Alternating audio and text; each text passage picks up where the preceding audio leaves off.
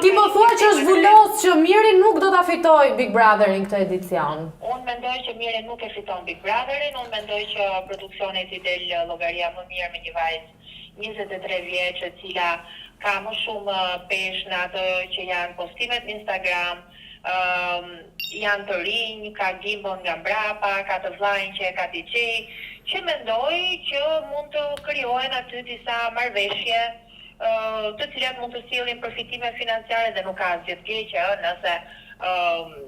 nëse produksioni ose Top Channel ose vijani emrin si doni, personazhet që promovon pastaj do edhe si